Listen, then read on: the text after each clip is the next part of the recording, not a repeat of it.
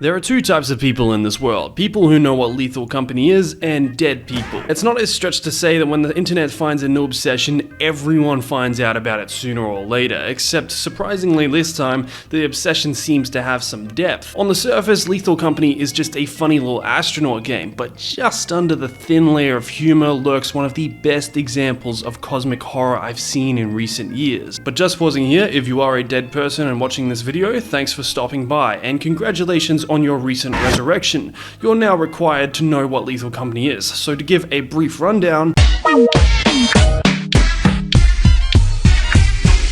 pretty much you take control of a member belonging to a salvage team working for a mysterious entity named The Company. From the get-go, you have a list of 8 moons you can travel to, all of which vary in difficulty, and landing on one, your team has to find the local facility and loot it for all it's worth. Once you take off, the day ends and you are one time slot closer to your deadline, the fateful day that The Company demands your scrap that you've collected from all these moons. From the beginning, the amount of cash you need isn't insane, but the longer you go on, the higher your quota becomes, forcing you to take more risks, go to more dangerous moons, spend more money on tech to help you until your luck runs out,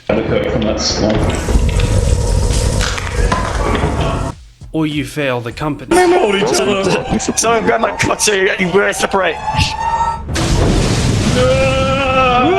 So all that sounds pretty grim, but as I mentioned before, the game is coated in a light layer of humor. The astronauts move in the goofiest way. Most deaths come from just being stupid or being outmatched, and the fact that you're seemingly working for an eldritch abomination gives the entire experience a kind of cynically hilarious tone. You are the little guy in this situation, you are an idiot for taking this job, but you're still gonna do it because why not? But the point I'm trying to make here is that Lethal Company is 99% comic relief, but there are still those little bits of horror that leak through this thin layer, and when it comes through, it just comes through.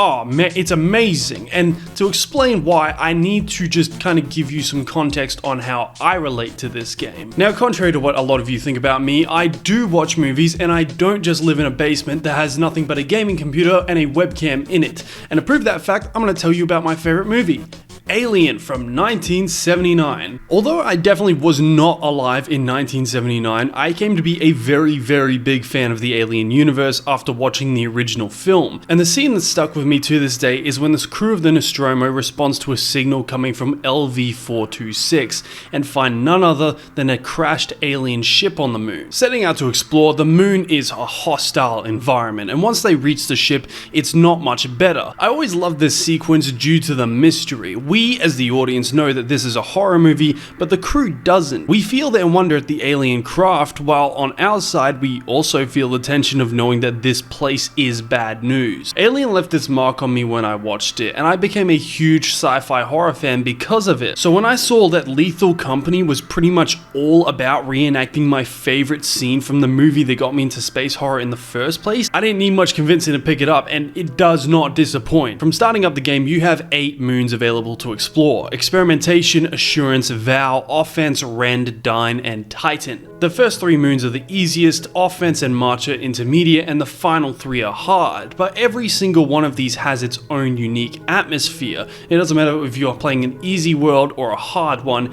they have this foreboding sense that something's not right here. So choosing any of these options will set you down on a very lonely moon. Now, like I said before, if you're playing this game properly, you'll be with friends, but there will always be that inevitable few minutes where you lose track of them and have to wander the moon yourself. And the ambience crafted here is fantastic, with all the unknowns that come with landing on an abandoned moon. You don't know if that noise was just a part of the environment or it's something worse.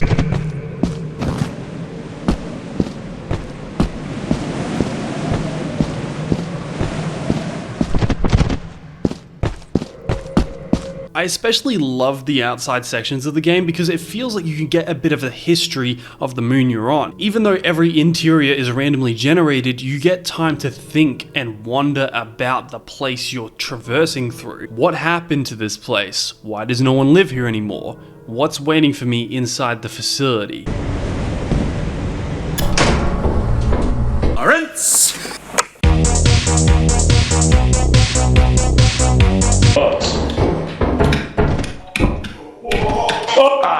Once you get inside the facility, it's game time. Everything you're here for is in this building, and all you have to do is go find it. Later in the game, you can buy radios, which allows one member to stay inside the ship and coordinate. This member can point out good salvage and nearby threats, but if this is your first moon, you won't have any of this assurance. You won't have any light, you won't have any idea what's lurking in the dark. And this is once again due to the fantastic ambience. The industrial creaks and whines coming from the facility can easily sound like something not quite human. And if you don't believe me, just listen to the sound of a burst steam pipe. Tell me it does not sound like something breathing. I hate it.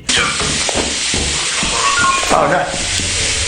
Capability is a luxury in Lethal Company. The ability to see in the dark, the ability to communicate, the ability to fight back. It's all stuff that can be taken from you in the blink of an eye. So more often than not, you're going to be going into these places armed with nothing more than the blue blink of your scanner telling you if there's something standing just a little bit too close. But the game doesn't just try to scare you. The facilities aren't just haunted house rides that try to put you off guard. Sometimes that strange noise I was telling you about earlier is just a steam pipe, and sometimes it's not. At the current time in the game, there are 13 actually dangerous monsters you can have the misfortune of running into. You have slimes, lizards, hoarding bugs, snare fleas, giant spiders, it goes on. But I'd say these are the kinds of monsters you see and go like, oh fuck. But I really want to talk about the monsters in this game that are more akin to SCPs. You know, the kinds you see and go like, oh fuck! The monsters I'm talking about are the Bracken, Coilhead, the Eyeless Dog, the Forest Keeper, the Sand Leviathan, the Jester, the Thumper, and the Ghost Girl. There's something chasing you, lads. The Bracken is essentially a Minecraft Enderman. You'll usually see this thing's eyes at the end of a hallway or in a pitch black doorway, and the key to not dying is to look at it quickly and look it away. The only problem is that if a Bracken finds you, the odds are you won't get an easy ride because he will just continuously stalk you through the facility, just waiting to be provoked. And if you piss him off, the only way out is through an exit door or...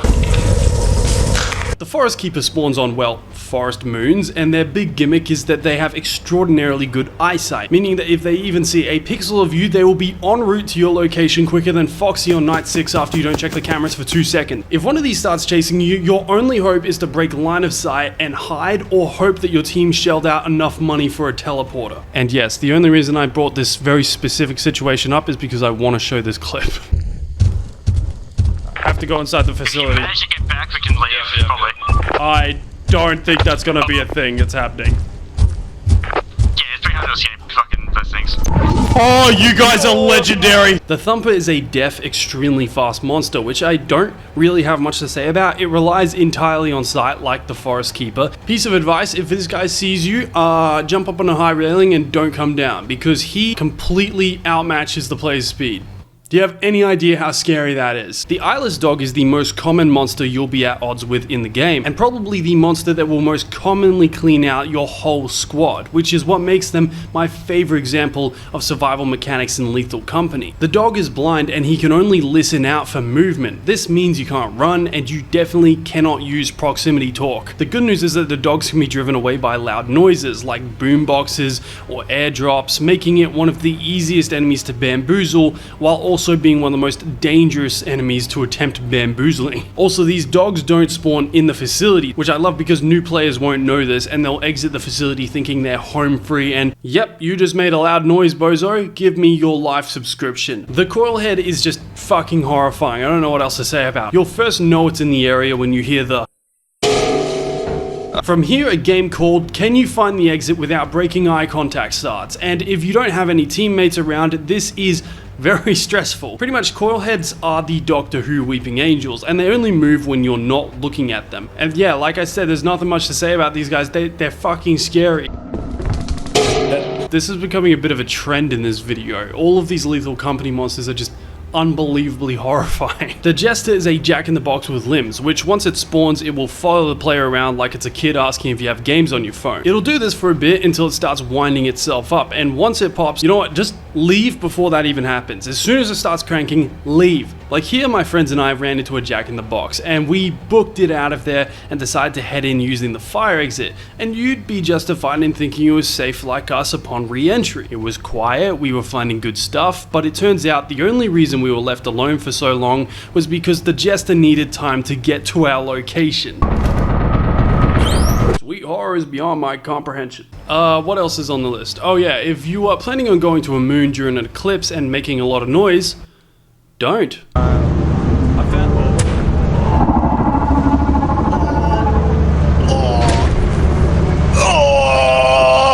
Finally, the Ghost Girl. GG spawns in based on a variety of factors. What the player's sanity is at, how hurt they are, what they're holding. Despite being the rarest entity in the game, you're still pretty much running a lottery with the rest of your team on who's going to get haunted from the second you enter the facility. Once you see Ghost Girl for the first time, you are on the clock. Other players can't see her, and she'll intermittently show up just staring at you. Or do you want me to like What?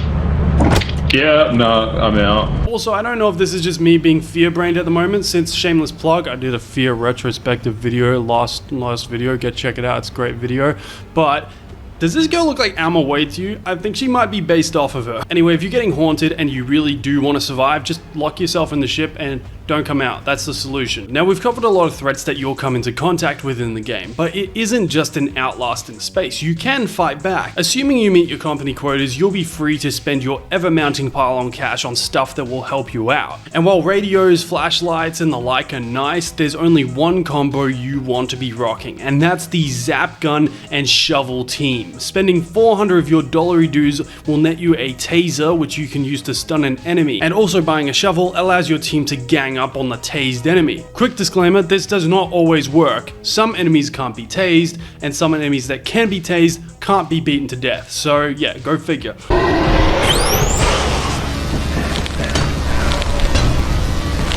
Take this, you fucking freak!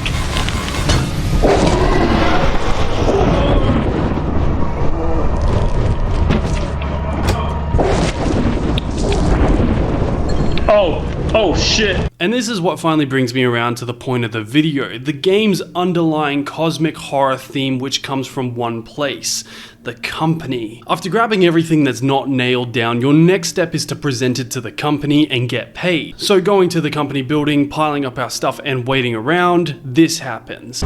Take it.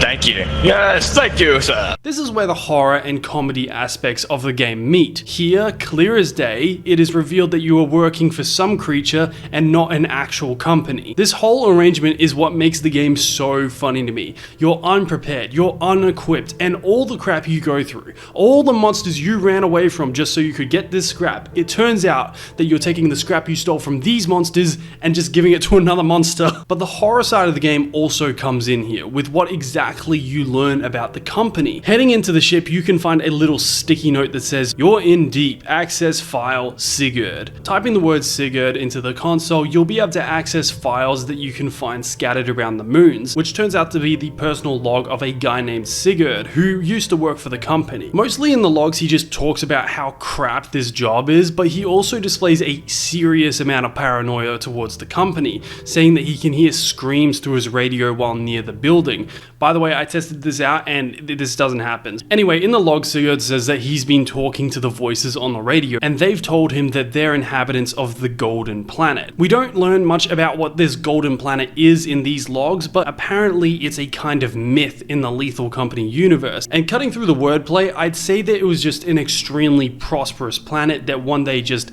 vanished. And while some say a meteor hit it, others say that it just never existed in the first place. In the log, Sigurd writes that the voice says that the planet wasn't hit by a meteor, but instead consumed by a beast who has been digesting it ever since. Approaching the end of the logs, Sigurd starts questioning everything. He realizes he doesn't even remember taking this job. He begins dreaming of the company breaking through the massive concrete building. But in his madness, he does actually craft a theory. He believes that somehow they are satiating the beast that ate the golden planet, feeding it scraps of whatever they can find. The logs finally end with Sigurd sealing the texts away for someone else to find, and considering that his sticky note is still in the ship by the time we show up, it's probably safe to say that it hasn't been a long time since he stopped using the ship. Oh yeah, and this isn't really relevant to the whole story, but according to these logs, Sigurd wrote these in 1968. Do with that what you will. Anyways, I actually do have a theory on what's going on here. In the 4th Sigurd entry where he talks to the voice on the radio, the voice mentions that after the beast ate the planet, they forgot everything. Now that doesn't really make any sense, right? But the voice continuously talks about how the beast is spitting out the rinds in these logs. For some surrounding context, Sigurd mentions not being able to remember getting this job and just waking up in the ship. Whenever you start a new game, your character seemingly wakes up on the floor. So I think our characters are suffering from the same thing that Mr. S did. But who are our characters? Well, game theory time. I think we are inhabitants of this planet the beast ate. The voice on the radio mentions spitting out the rind. Now, rinds, the word, refers to the outer skin of something you can't eat, but sometimes the word is used to just mean it's a part of a piece of food that you can't eat, and I believe that the inhabitants of the planet are the rind here. If you think about it, the company only wants scrap and nothing else. It doesn't want humans. So using all of this info and smushing it all together, my grand theory is this. The company is some sort of eldritch being that disguises itself as a moon and eats other planets. One day this being a very prosperous planet and began digesting it. Having no use for the humans that lived there, it spat them out somehow. Now we'll leave that here, but moving on to the other section of my theory, which is a little crazier. I believe the other moons we explore in the game are actually a similar type of creature to the company, except they are just dead and the company is kind of sending us in to pick at the remains. And the reason I think this is because most of these moons are abandoned industrial facilities, which I think were made for mining. Each of these moons would be good for mining since they are actually creatures that consume planets for precious resources. You know, their cores would be extremely valuable. Something that also supports this is that these moons were rediscovered. So they were found, so they set up a facility, they lost contact, the moon just went missing, and then they were rediscovered, abandoned later. Who the hell loses contact with an entire colony unless that colony disappears? Almost like the moon it's on was moving around, which it would only do if it was alive and hunting for food. In response to the mining, the moons deployed the monsters we see in the game almost like an immune system. This would once again explain the more paranormal types of entities like Coilhead, the Jester, or the Ghost Girl, because these are like eldritch beings. But this all wasn't enough. Despite these moons defending themselves, they could not consume enough and died. The company recognized this and created its own system to keep itself fed. The reason it jettisons your team into space when you miss a quota is because it can afford to lose ineffective employees. It can always just spit out more. So yeah, that's my little theory on what's going on. The game doesn't actually have an ending yet, but when you explore the company building a little more, it's kind of looking like we're going to be rebelling by the end of the game, but I'll let you look into that yourself. Anyway, finally we come around to my point. Cosmic horror is essentially the fear of the unknown and the unknowable, and Lethal Company pulls this off perfectly. The company is pretty in your face about the fact that it's not human, and yet you still know nothing about it. You know nothing about why you're here, what's going on, why these monsters are documented like actual animals instead of the spawns of hell that they are. The quiet moments in the game are where the amazingly crafted atmosphere leaks through, and the dev team have done one hell of a job balancing this tone. It's just a fantastic mix. Everything in the game has a kind of upbeat yet dark mood, a kind of hilarious veil that can easily fall away. And that's what makes the game special. When you're not messing around, you're crapping your pants, and when you're crapping your pants, it's hilarious because of the cosmic horror elements. You can absolutely feel that there is stuff going on here that is way, way, way above your head, and yet here you are sprinting through a maze away from some unholy abomination with nothing but a Rubik's Cube, and you're doing all this to feed an eldritch abomination that will throw you into space if you don't find enough scrap to feed it. Sorry, that last bit wasn't in the script. I accidentally included an excerpt from a book I recently purchased. It's called What It's Like to Work at Amazon.